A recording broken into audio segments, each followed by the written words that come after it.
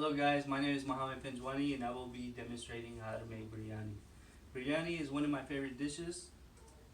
Whenever my mom cooked it, it was flavorful, filling, and wanting you more.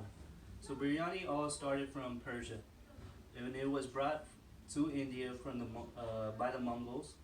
So being that the Persians and the Indians congregated, both shared their influential dishes. After that, there was a separation between India and Pakistan, and that's when in Pakistan went ahead and got their own concept of biryani and made it their own. Biryani usually consists of several ingredients. You have 4 cups of basmati rice, 1 pound of chicken of your choice or meat of your choice, one plain yogurt, a handful of mint leaves, 1 jalapeno, 5 potatoes, 4 to 5 tomatoes, 4 to 5 onions, oil of your choice, half cup water, and these spices. Also, there's 2 tablespoons of green chili, 3 tablespoons of ginger garlic paste, 1 tablespoon of red chili powder, 1 teaspoon of turmeric, 1 tablespoon of coriander powder, 1 teaspoon of cumin seed, 1/4 of teaspoon of black pepper, 1.5 tablespoon of garam masala, 2 to 3 black cardamom, 1 bay leaf, and 1 tablespoon of salt. Now for the rice, usually what you want to do is whenever you get the rice, you want to go ahead and clean it out. There's usually a lot of dirt, so it's always cloudy. So what you want to do is rinse out the rice and make sure the rice is cleaned out before you start putting any ingredients into it. In order to make biryani, also what you need to do is marinate the meat.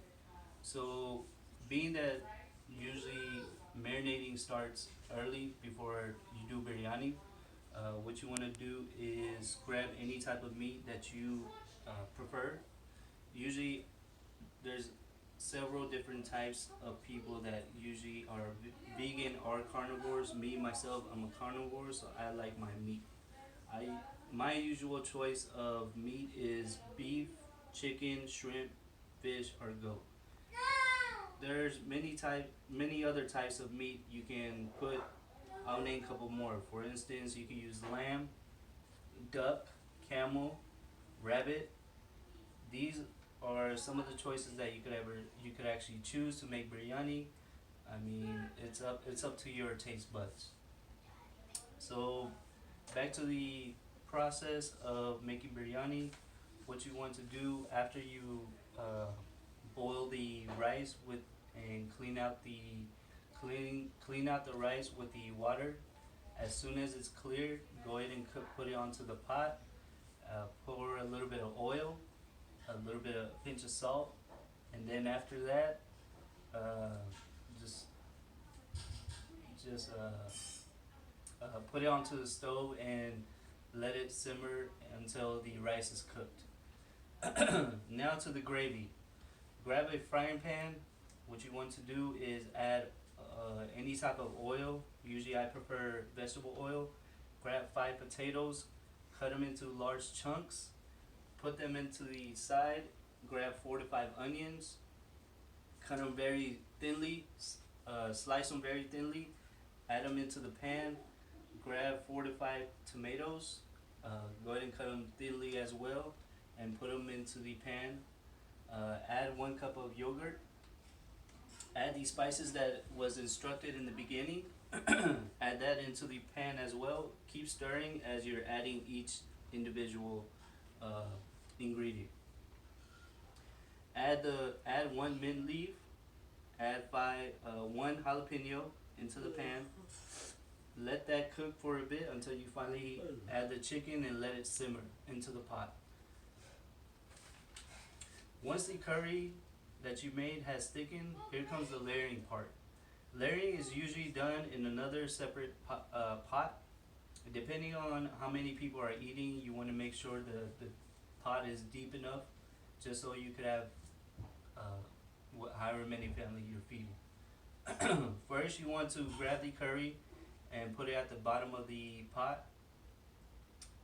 Now you add the rice, and you keep doing that until you get to the very top, and you add a little bit of oil. One reason why we do layering is just so the curry to rice ratio it doesn't overpower each other, and whenever you put it onto the dish, it actually brings a nice color variation, and it shows that you actually made effort into doing this dish.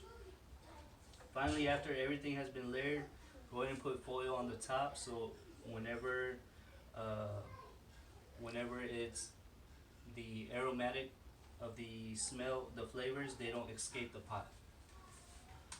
Now that you know how to make biryani, now that you know how to make biryani, there's other different types of examples. Like in Indian culture, they mainly eat veggies, so they would usually add chickpeas, squash, eggs, or peanuts, cashews as well. I've eaten biryani since I was young. My mom made some of the best biryani I think I've ever tasted. Of course, I'm her son, so I'm gonna go ahead and go towards her favor. So, uh, I watched my mom make biryani herself, and I wanted to learn the technique. It gave me some sense of humbleness of how amazing food it was given to us. I appreciate my mom always making us food and passing the tradition down. Being in the kitchen showed me how much work was put into this dish. Uh, to conclude, so being that if you are a person that does not cook, or is not a cooker, or if you just don't seem like it's too much work, you could always go to several spots if you're in Houston, Texas. Here are a couple of spots to name. You can try Biryani or more.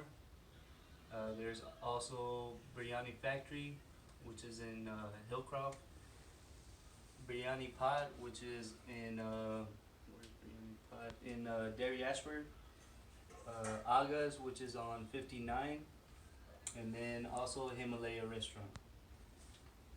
Thank you guys, and y'all have a good day.